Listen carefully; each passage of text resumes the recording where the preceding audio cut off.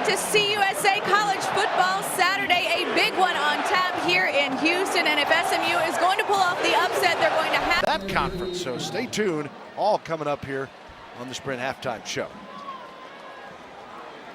Keenum, 14 of 20 so far today, 153 yards, yet to throw for a touchdown as Keenum on the year, 37 TD passes and just 3 interceptions. And the Cougars run it on first down to Charles Sims, the sophomore, as Sims, CUSA freshman of the year in 09, sat out last year, leads his team in rushing this campaign, but Bell, Hayes, Sims, all very capable. They can really move it around. Yeah, and Houston just going up tempo here, trying to use their field position to get points here before the half. Keenum delivers this one, and staying in bounds was Justin Johnson. That's a 1st and 10. The senior from Richardson-Burton are out of Dallas area. Well, when a quarterback can throw it off his back foot in just about any way, it shows you that Case Keenum has arm strength. Middle of the field, has to throw it outside and just slings it because the window is that small. Great job delivering football. Keenum delivers this one to Carrier. Carrier slips a tackle and moves it inside the SMU 45 to the 44. Justin Sorrell, a senior from Brenham, Texas, the tackler for the Mustangs. 139 and counting. Remember, Houston still has 2 timeouts remaining. 2nd and 6. He's checking. Whistle to snap. There's a look. Keenum out of time. And hit hard. That time was Hayes. Not using the timeouts here, so okay, there you go. Kevin Selman on the sideline says, yeah, let's go ahead and get the timeouts working for us. With 1:12 to go, the Cougars take a timeout here, 1 remaining, and it'll be a 3rd down and 6. Well, 3rd down less than that coming up. And Kevin Sumlin knows what he's got in his quarterback. He told us exactly what he thinks of Case Keenum. Tremendous competitor. He's a great player, but he's a great person. And I think our players gravitate to him in times, in good times and bad times. He's always the same guy, never too high, never too low. Really a calming effect when things are going good or bad. Today's a pretty good indication, Gary. He hasn't been great. He hasn't been bad by any means, but the offense hasn't been what it normally is. You'd never know it by looking at his demeanor. A very, very even-keeled demeanor. Good job of running the offense, taking what's good, taking what's bad, and not really giving anything poor to his teammates to reflect on. 3rd and 3, and a shot delivered. And he bounces right back up as Keenum gets the 1st down. Crawford's going to come up from his outside spot. Watch this, folks. Thompson with the hit. But 1st and 10 as Keenum wants the 6 here. Edwards couldn't hang on. Defended well. Crawford back there for the Mustangs. Crawford's got an interception, has broken up 10 passes on the year now. Well, he was mad at him because he hit him a while ago, so he's going to go right at him with the ball. Going to throw it up to Patrick Edwards and just can't come down with the football. Good coverage that time by Crawford. Says, I'm going to get back at you. 2nd and 10 with 56 seconds to go. Ball at the 36. Handoff coming to Hayes. Hayes, 25, 20. Watch out, Hayes to the 10. Touchdown. Houston, 36 yards.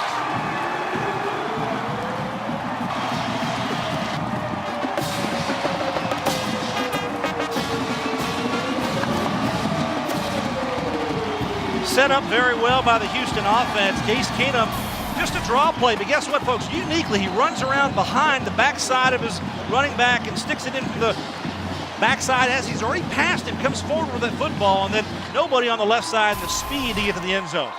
Hayes, 36 yards of that 62-yard drive on the touchdown run. And here is Matt Hogan for the PAT. He's 74 of 74 this season.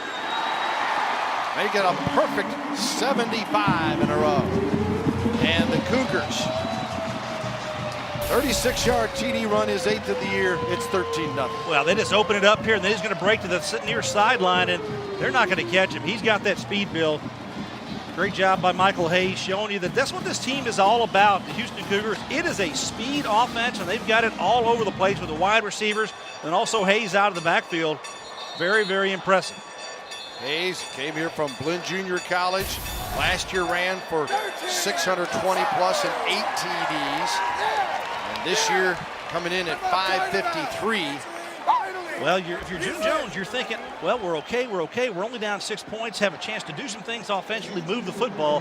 But boom, that's how fast they go, whether it's through the air and there now with explosive play on the ground in the run game.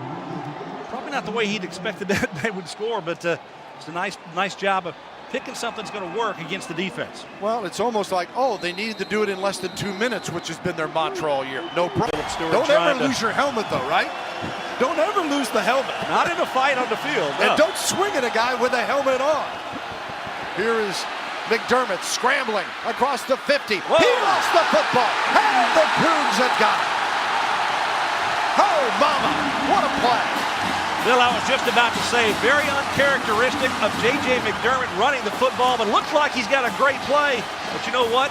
It shows that he's not used to running with the football in the open field, leaves himself vulnerable to a hit, and the ball gets popped loose. Brooks came up with it. Well, you see McDermott here not getting the ball secured, and DJ Hayden comes up and knocks the ball out. Ken Brooks, a strong safety there, and turnover now back to Houston Cougars. So that's the second turnover Houston has gained. You saw the Mustangs, we mentioned it earlier, now minus 13. And look at the field position of this one. 1st and 10 from the 45, and they go to Carrier. And he's out of bounds near midfield. They're going to say about the 47. Looks got a couple on the play. As Tyron Carrier came in, their leading receiver in catches was 69. Edwards had 61. Got a pretty good little block that time from Smith out there in the flat. It'll be 2nd and 7. A lot of times on sudden change where you have a field in this type of situation, field position, deep pass, a lot of times they're successful. Keenum across the middle and complete to Justin Johnson. He's shy of the first down. Taylor Reed, the Mike linebacker, the tackler for the Ponies. There's your star receivers, Edwards and Carrier. Combined catches, 561. I mean, that is just absolutely incredible. Yeah, but they've been held in check today by this SMU defense. They have not made those explosive plays. It's come from other players, Hayes in particular out of the backfield. But, you know, those two guys have combined for a lot of the catches, a lot of the yards over the course of their career with Case Keenum here. Rogers stopped Hayes there, 4th and short. And yeah, Hayes had the 36-yard TD run. He had the 66-yard pass reception, but they were then held out of the end zone on that play. Well, if there's such a thing as a jumbo package, this is it from Houston. Coming up there, possibly going to do his quarterback sneaker handoff. And they do, and the first down for Hayes as he slips to the left side and gets to the 42, maybe 43-yard line there. Banjo, the tackler for the Mustangs. Yeah, just run it right up in the middle. Good penetration on the front side of the defense, but backside, little hole there. DJ Hayes with Michael Hayes with his quick feet, able to find the open gap. 1st and 10. 4:39 to go, 3rd quarter. Play action this time, and they flip it out on the wing. Johnson is knocked out of play at the 39. Banjo again covering for SMU. And I see Case Keenum want to go up tempo. Everybody get up the line of scrimmage. You want to go, you know. So this whistle to snap, we're going to get this in about 5 seconds. Keenum delivers to Carrier. Got to make a man miss. Looking for a block. Keenum gets Carrier. He gets to the 34. Again, you got to break players up around the 31-yard line there. Officials trying to make sure they keep control of this one. Houston has won the last 5 in this series, 8 of the last 9. 16-9-1 overall. Justin Johnson, 7 catches now, 78 yards. It's 3rd and 2 for Keenum and crew. Case looked like he was going to keep it. In trouble. Shakes away from one. Delivers. Got the first down, I believe. Sensational awareness by Hayes. Or is it ruled incomplete? It's complete. And we'll see where they spot it. And a little escapability here by Keenum, getting out of the pressure. They're only rushing 3 there, SMU, so they're all in coverage. Just going to be where they spot this. Just going to be just short of the first down, so it's 4th down again. At the 33, got Houston fans lined up thinking they're on the 33, going, no way, I can see that better than you. It is 4th and very short. Keenum again with Hayes in the backfield with him. Everybody's covered out here as a receiver and at the top of the field as well.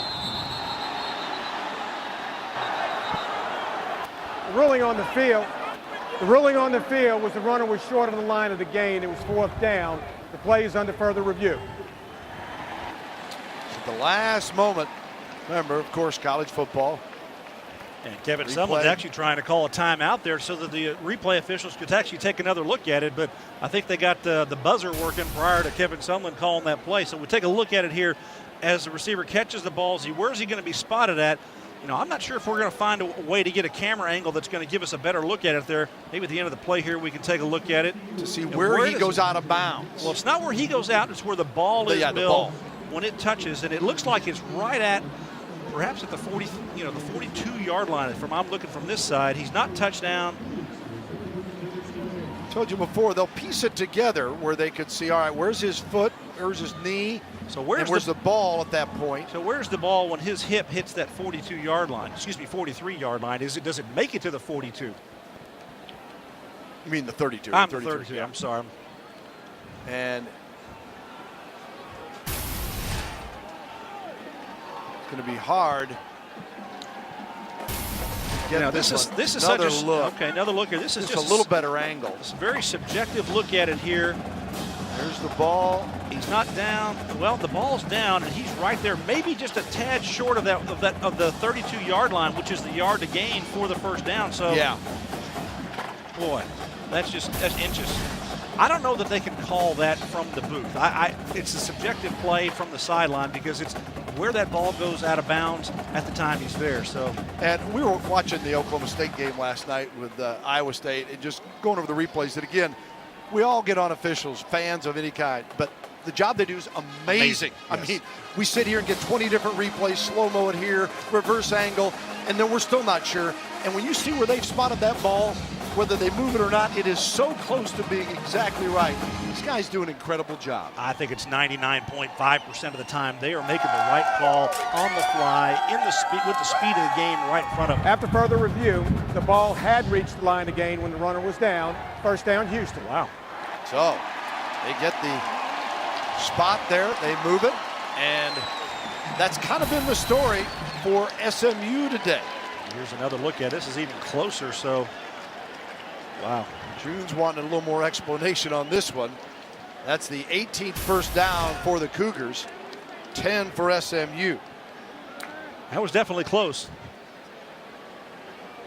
So he's talking about the punches to the face with the helmet off, though. So that was the previous thing that happened in the ball game. Yeah. So he's wanting officiating to even out in this game. Yeah, pleading his case here. Does he have a legal background? Argument 101 right here. Well, every coach should be in some type of debate class at some point in their collegiate experience because it's needed, right? And so Kevin Sumlin says, hey, what's the deal? No problem. We all saw that. We saw that from over here. Come on now, coach. And so Keenum goes back to work. He's 23 of 34, 256 yards, no touchdowns yet. We've got 2:51 and counting here in the 3rd quarter. 1st and 10. Edwards, get him on track. Cuts back. Boy, hard work to get down to the 28-yard line where Taylor Reed maintains it. Guys, everyone talks about the knee injury to Case Keenum, but people forget Patrick Edwards suffered a gruesome broken leg in 2008. Wondered if he would play again, and if so, if he would be effective. Those questions, of course, answered over the course of the last 3 years. He said once he figured out he was good to go, he was more confident than ever as far as the strength of that leg, and the numbers reinforce it. Yeah, responded with 3 straight 1,000-yard plus receiving seasons, including this year, of course, as they come back to Edwards on that play on cue, and another first down. And the thing about Edwards, too, is he's maintained his speed and probably even faster. And talking to him, asking about his speed, he says, hey, he's probably the fastest guy out there. Just